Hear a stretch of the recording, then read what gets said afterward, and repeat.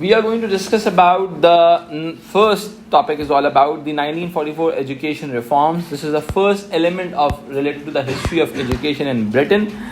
The core phenomena or the core system is called tripartite system. हम क्या कहते हैं इसको? Tripartite system. ठीक है जी. ट्राई का मतलब थ्री, पेटाइट का मतलब आप एक तरह से कहते हैं थ्री लेयर सिस्टम. आप कह सकते हैं कि 3 लेयर्स पर ये सिस्टम बेस करता. ट्राइपेटाइट सिस्टम. ठीक है जी. अच्छा, अब हमें सबसे पहले क्या अंडरस्टैंड करना है? ट्राइपेटाइट सिस्टम ये क्या अजीम हस्ती थी, क्या सिलसिला चलता था. ठीक है, देखो ट्राइपेटाइट सिस्टम का सीन ये था बॉस के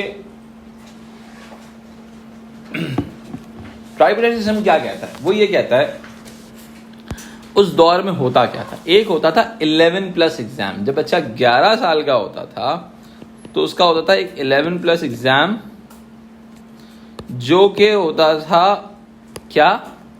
IQ टेस्ट. क्या होता था बेटा?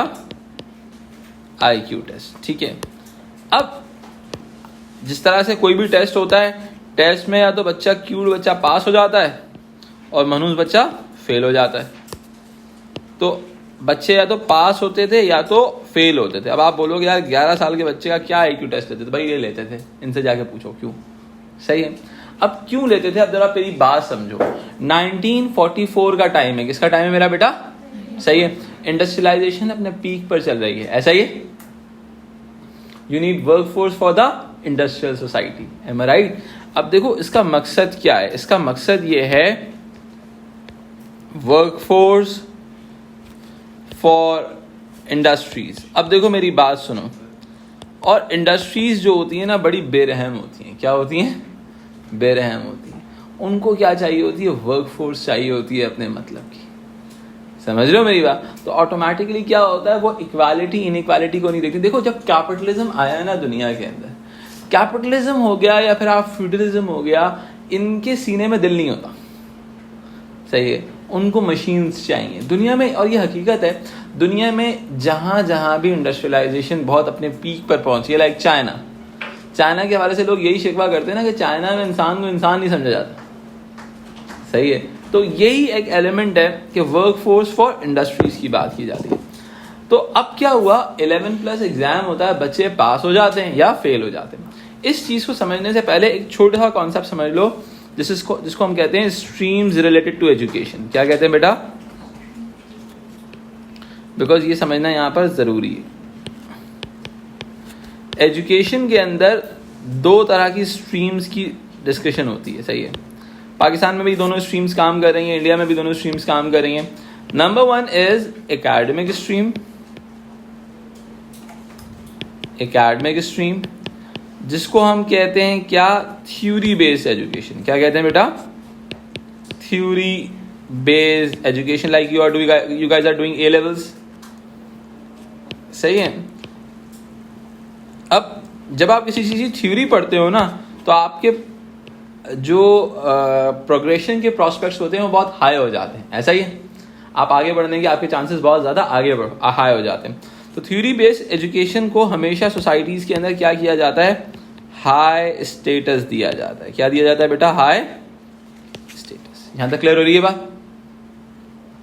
फिर दूसरी तरफ हमारे पास क्या होती है? Vocational stream. क्या होती है बेटा? अब वोकेशनल स्ट्रीम का मतलब क्या होता है? ये होती है टेक्निकल एजुकेशन. क्या होती है बेटा? Technical education. टेक्निकल एजुकेशन का एडवांटेज ये होता है कि आप इस एजुकेशन के फौरन बाद कमाना शुरू कर देते हो. इसको हम कहते हैं इमीडिएट ग्रेटिफिकेशन. क्या कहते हैं बेटा? यानी कि आप फौरन अर्न करना शुरू कर दो. लाइक आप मैकेनिक बन गए, आप इलेक्ट्रिशियन बन गए, कोई भी टेक्निकल वर्कफोर्स का पार्ट बन गए. तो सोसाइटी के अंदर ऐसे लोगों को ब्लू कॉलर वर्कर्स कंसिडर किया जाता है. इनको लो स्टेटस एजुकेशन कंसिडर की जाती है. इसकी मैं एग्जांपल मैं आपको देता हूँ. पाकिस्तान के अंदर या तो आप A levels कर रहे हो या इंटरमीडिएट भी कर रहे हो, तो you are a part of the academic stream. Am I right? इसके अलावा आपके मैट्रिक या फिर O levels के बाद एक ऑप्शन होता है जिसको हम कहते हैं DAE. क्या कहते हैं बेटा? DAE का मतलब होता है diploma in associate engineering, which is all about the part of vocational stream, vocational school जिसको हम कहते हैं. Any confusion till here? ठीक है, यहां तक कोई सवाल? ठीक है. अब हाँ नहीं, डिप्लोमा इन एसोसिएट इंजीनियरिंग। अब एक इंडस्ट्री के लिए आपको वोकेशनल वर्कर्स भी चाहिए, ऐसा ही टेक्निकल वर्कर्स भी चाहिए, और आपको क्या चाहिए, एकेडमिक स्ट्रीम के लोग भी चाहिए, सही है। तो ये 1944 का एजुकेशन सिस्टम जो था, ट्राइबाल सिस्टम, इसका काम था दोनों तरह के वर्कर्स को तैयार करना, सही है। अब जो बच्चे पास हो जाते थे, they used to go to the grammar school, जहां पर उनको क्या मिलती थी, जहां पर उनको मिलती थी हाई एंड एकेडमिक एजुकेशन, बहुत ही हाई लेवल की एकेडमिक एजुकेशन उनको मिलती थी। अब देखो, ये इस एजुकेशन के बाद इंसान किस चीज का पार्ट बनता है, इंसान बनता है स्ट्रेटेजिक वर्कफोर्स का पार्ट। किसका पार्ट बेटा, स्ट्रेटेजिक वर्कफोर्स, यानी कि top management. M I right. Grammar schools के बाद देखो, हाई एंड एकेडमिक एजुकेशन के साथ साथ जो उनको चीजें मिलती थी, वो सबसे इंपॉर्टेंट चीज ये होती थी, उनको एक कल्चरल कैपिटल मिलता था। क्या मिलता था बेटा, कल्चरल कैपिटल। ये एक बड़ा इंपॉर्टेंट टर्म है जो आगे बहुत ज्यादा इस्तेमाल होगी। इसका मतलब क्या होता है, एक कल्चरल हेरिटेज मिलता है, एक स्ट्रॉन्ग बैकग्राउंड मिलता है, आपको उठने बैठने की तमीज सिखाई जाती है। यहां तक समझ में आई बात। अगर मैं इस कहानी को और आगे लेकर चलूं, भाई जो फेल हो जाते थे ना बच्चे, उनके पास होते थे दो ऑप्शन। पहला option, they can go to the secondary school, वो सेकेंडरी स्कूल के अंदर जा सकते हैं, सही है, या फिर वो जाते हैं कहां पर, टेक्निकल स्कूल।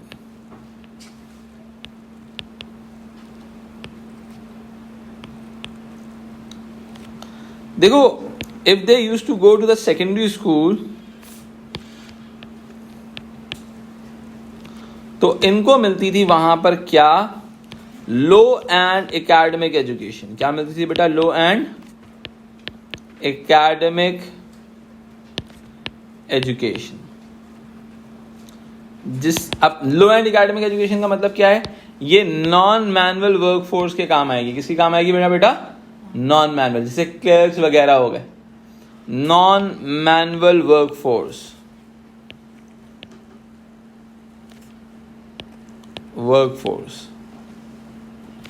ठीक है। अच्छा, टेक्निकल स्कूल या फिर इसको हम वोकेशनल स्कूल्स भी कहते हैं, तो ये क्या प्रोवाइड करते थे, ये टेक्निकल एजुकेशन प्रोवाइड करते थे।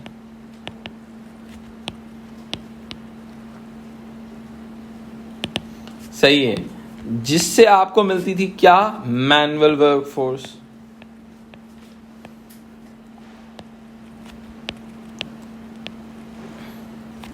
बात समझ में आ गई, समझ आई। अब मुझे बताओ, क्या ये सिस्टम बहुत अच्छा है या बहुत भंडारी लग रहा है, सही है, प्रॉब्लमेटिक लग रहा है, सही है। इसकी वजह क्या है, इसकी वजह ये है कि इसका सबसे बड़ा तो प्रॉब्लम ये है, सबसे पहला प्रॉब्लम ये है बॉस, कि भाई ये तो सोशल इनइक्वालिटी पैदा कर रहा है सोसाइटी के अंदर।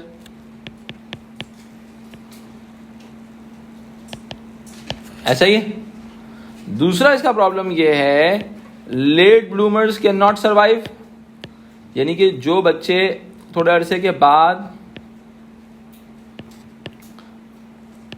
जिनकी अकल खुलती थी, वो सर्वाइव ही नहीं कर सकते इस सिस्टम के अंदर। ऐसा ही, ठीक है। अब इस चीज को कैसे समझाते हैं हम, लेकिन this system is look like very important for the industrial societies. ऐसा ही, आपको हर तरह की वर्कफोर्स मिल रही है, कोई कंफ्यूजन नहीं आता, लेकिन क्या है, late bloomers can not survive. कोई मसला बेटा यहां तक। चलें जी, इस सिस्टम के बाद आगे चलते हैं। सिस्टम के अंदर सबसे पहला एलिमेंट तो ये था कि ये इंडस्ट्रियल सोसाइटी को सपोर्ट करता। फिर हुआ क्या, 1970s के अंदर एजुकेशन रिफॉर्म्स लाने की जरूरत पेश आई, सही है। इसकी एक बहुत बड़ी वजह ब्रिटेन के अंदर गवर्नमेंट का चेंज होना था।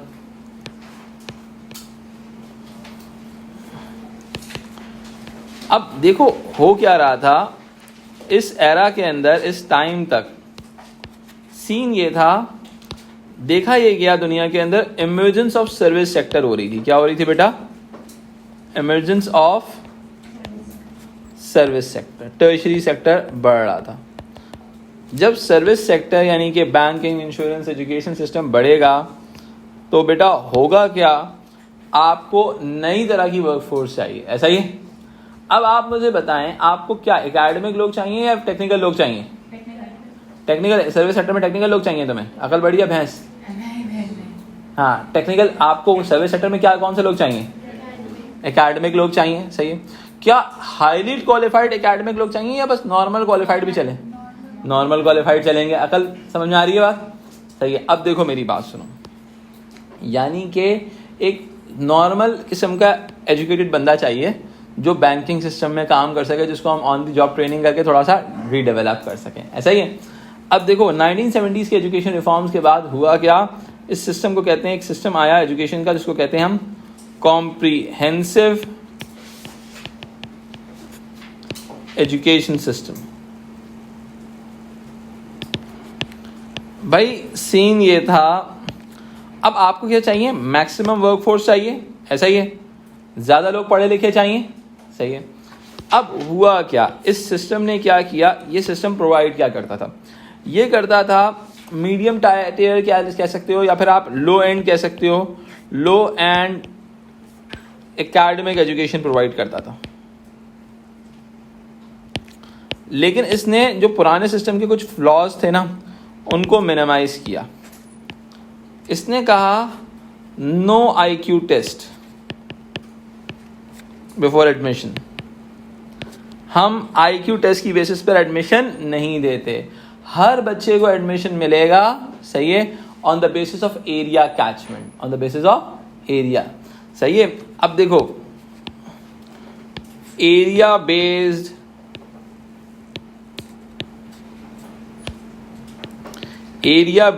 एडमिशन पॉलिसी,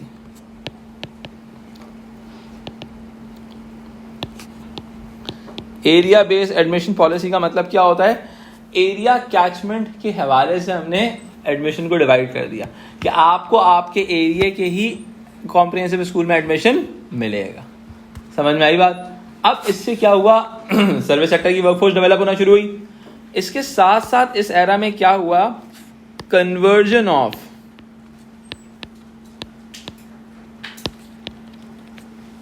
सेकेंडरी स्कूल्स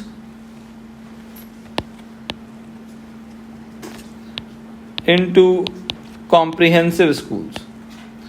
आपके बहुत सारे सेकेंडरी स्कूल्स कॉम्प्रिहेंसिव स्कूल्स में कन्वर्ट हो गए। M I right? यहां तक बात समझ में आती है? अब इससे क्या होगा, टर्शियरी सेक्टर की एम्प्लॉयमेंट बढ़ना शुरू हो जाएगी। समझ में आई बात? सही है। अब जरा सा मेरी सवाल का एक जवाब दो, क्या अपर क्लास, क्या सोसाइटी की जो सुपर एलीट है वो अपने बच्चों को मिडिल क्लास, लोअर क्लास के साथ कॉम्प्रिहेंसिव स्कूल भेजना पसंद करेगी? They want to enjoy the inequality, सही है।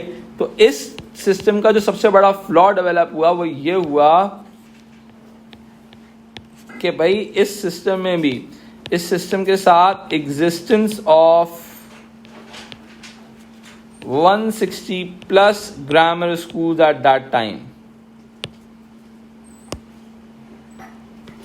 ग्रामर स्कूल्स के इस चीज के साथ भी तकरीबन कहा जाता है 164 ग्रामर स्कूल्स पूरे ब्रिटेन के अंदर एग्जिस्ट करते थे, जहां पर एलीट और आपकी जो अपर क्लास थी वो अपने बच्चों को भेजती थी, और कॉम्प्रिहेंसिव स्कूल किसके लिए डेडिकेट हो गया था? मिडिल क्लास और लोअर क्लास के लिए। अब नॉर्मली क्या देखने जाने लगा कि भाई प्राइवेट स्कूल और आपके जो ग्रामर स्कूल्स थे वहां पर आपकी अपर क्लास अपने बच्चों को भेज रही है, मिडिल और वर्किंग क्लास जो है अपने बच्चों को कॉम्प्रिहेंसिव स्कूल में भेज के नॉर्मल सर्विस वर्कर्स को रिप्रोड्यूस कर रही है। समझ में आई बात? 1988 की एजुकेशन रिफॉर्म्स आते हैं जिन्होंने एक सिस्टम बनाया जिसका नाम था मार्केटाइजेशन ऑफ एजुकेशन, जो आज भी एक तरह से फॉलो होता है। मार्केटाइजेशन ऑफ एजुकेशन का जो फिनोमेना है वो ये कहता है, देखो वो कहता है education is a product, education एक is a product, parents and students are the shoppers. shoppers का मतलब क्या होता है? जो बाइंग कर रहे होते हैं, सही है। they will buy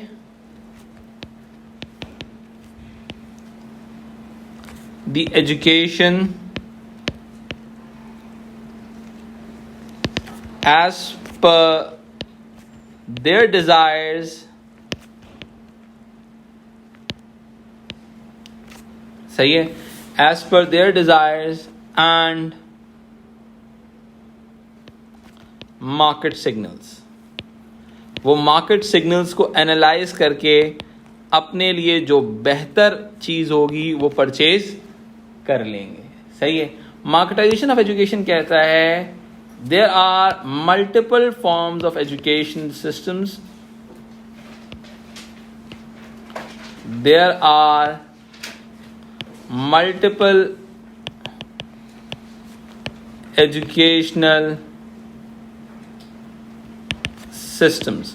बहुत सारे एजुकेशनल सिस्टम्स आपके पास एग्जिस्ट करेंगे. Am I right?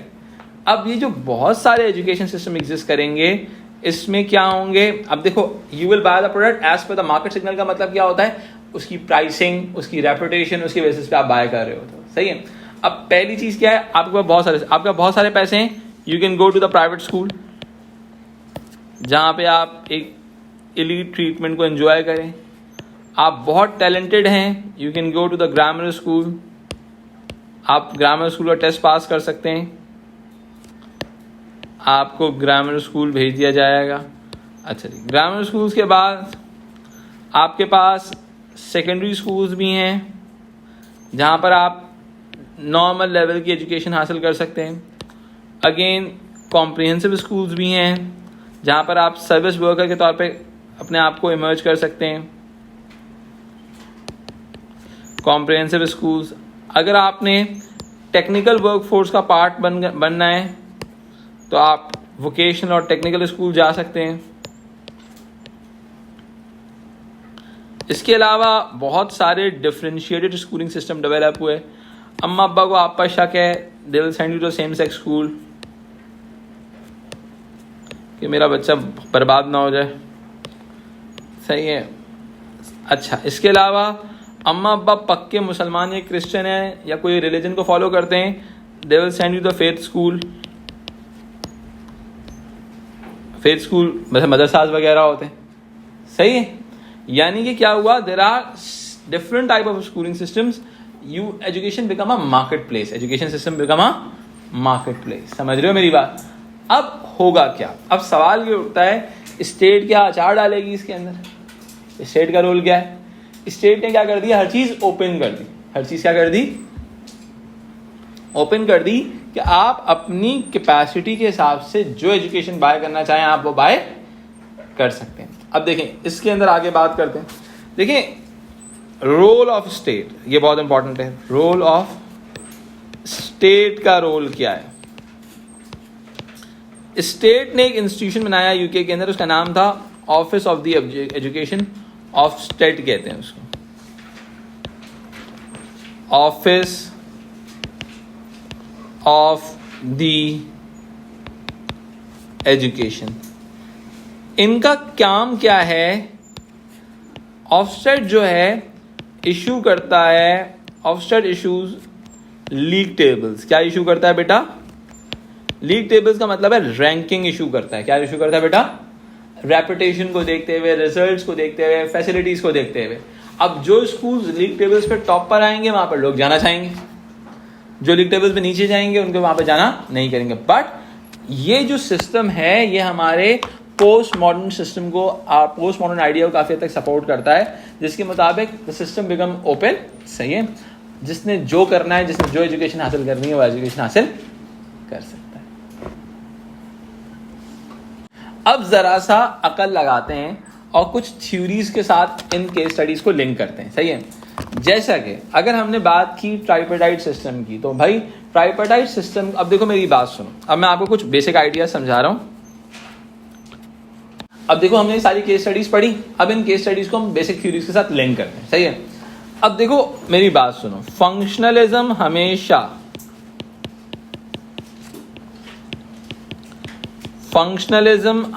क्या कहेगा? मेरिटोक्रेसी को सपोर्ट करेगा.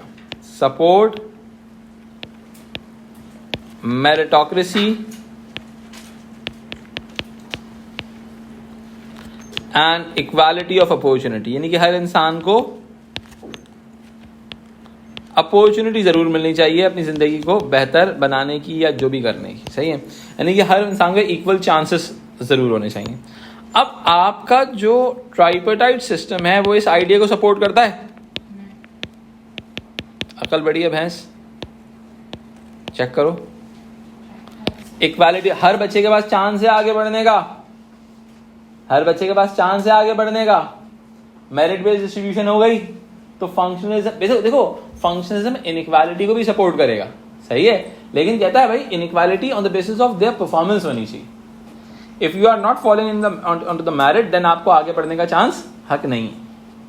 समझ में आई बात? तो ट्राइपार्टाइट सिस्टम को फंक्शनलिज्म एक तरह से सपोर्ट करेगा। सर फिर इसका मतलब इस फंक्शनलिज्म और ट्राइपार्टाइट सिस्टम अपॉर्चुनिटी को सिर्फ मेरिट से लिंक करता है। हाँ, एग्जैक्टली और किसी और चीज से ऐसा ही है, ठीक है।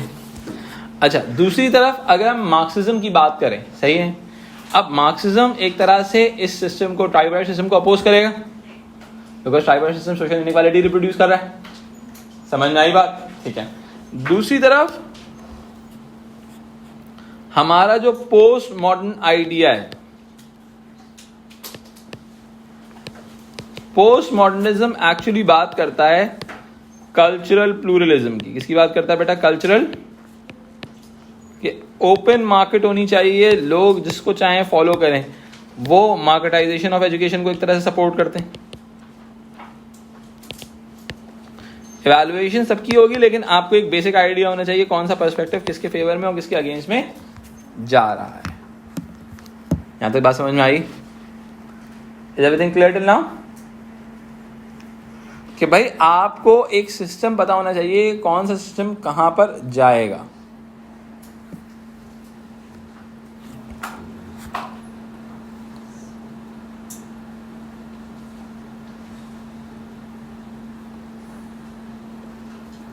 ठीक है, तो अब हमारे पास क्या हुआ, हमें पर्सपेक्टिव का आइडिया समझ में आ गया, सही है। आपके जो मार्क्सिस्ट होंगे वो ट्राइपार्टाइट सिस्टम को, इन सिस्टम को अपोज करेंगे। अब आप एक सवाल होगा कॉम्प्रिहेंसिव एजुकेशन कहाँ पे आएगा, सही है, अभी वो मैं आगे समझाऊंगा। वो एक पर्सपेक्टिव है, फंक्शनलिज्म के साथ ही लिंक आता है, वो हम आगे जाकर डिस्कस करेंगे। यहाँ तक कोई कंफ्यूजन? मार्क्सिज्म अपोज करता है ना एग्जैक्टली।